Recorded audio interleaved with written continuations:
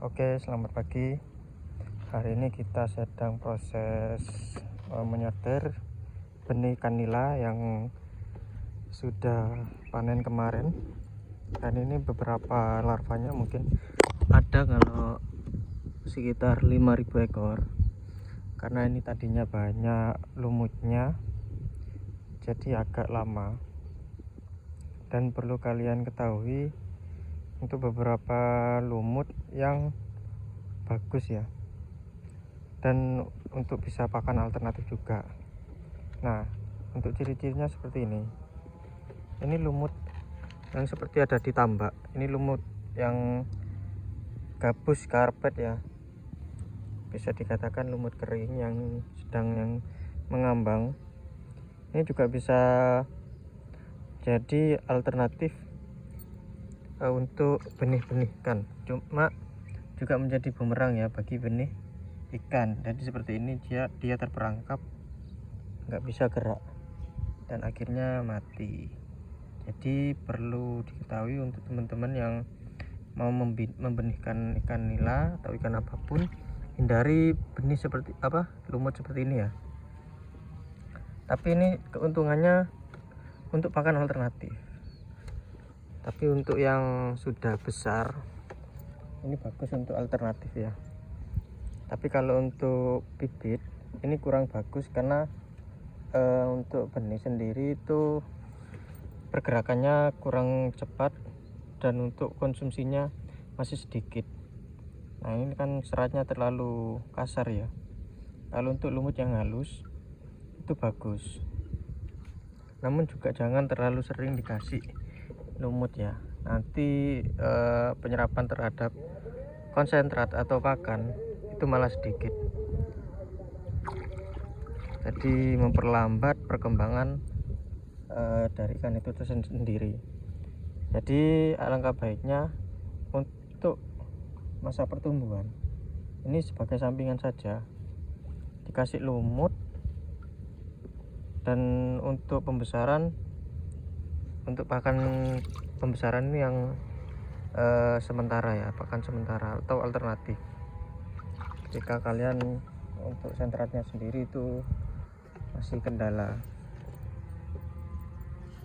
Nah, ini masih kita diamkan dulu sehingga bibit-bibit itu mengumpul dulu ya, mengumpul dulu sampai bening.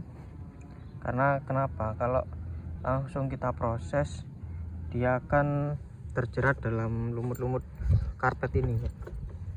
Nah, jadi kita geser pelan-pelan seperti ini.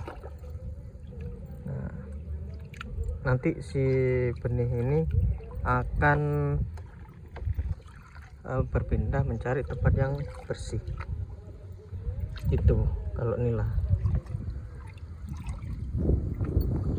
Makanya kekurangannya kalau di keramba ini seperti ini, mudah tumbuhnya lumut halus dan lumut jaring ya, atau lumut karpet. Nah, ini juga jadi peluang usaha ya. Kalau untuk pemancingan bisa ini juga dijual. Jadi kita pelan-pelan kita pindahkan seperti ini lumutnya. Nanti si benih itu akan lari ke sini cari yang bersih, lalu kita sortir. Untuk bak sortirnya sudah kita siapkan, ada 3 ukuran, mulai dari ukur 3 sampai ukur 6 ya. Ini akan kita proses semua 3 keramba, 4 keramba ini berdasarkan ukuran nanti. Ini ya. Nah, proses sebelum disortir untuk teman-teman perlu ketahui, jangan dikasih makan dulu. Jadi biarkan benih itu kondisi lapar atau perut kosong ya. Karena apa? Karena proses sortir itu kan seperti dioyak-oyak gitu ya, seperti diobok-obok. jadi mengantisipasi untuk tekanan dalam perutnya dan mengurangi kematian. Gitu teman-teman.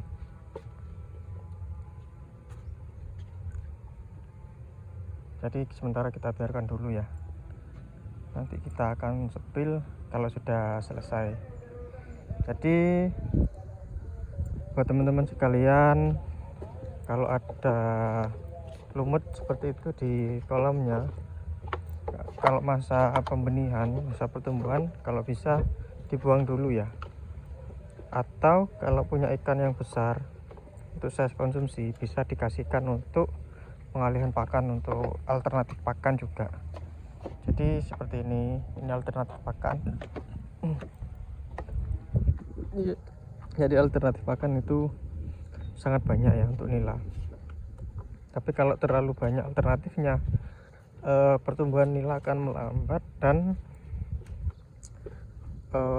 proses penyerapan konsentratnya berkurang. Itu akan menjadi penghambat dalam pembesaran ikan nila. Jadi segitu dulu informasinya dari saya. Terima kasih. Jangan lupa share sebanyak-banyaknya dan jangan lupa subscribe. Terima kasih.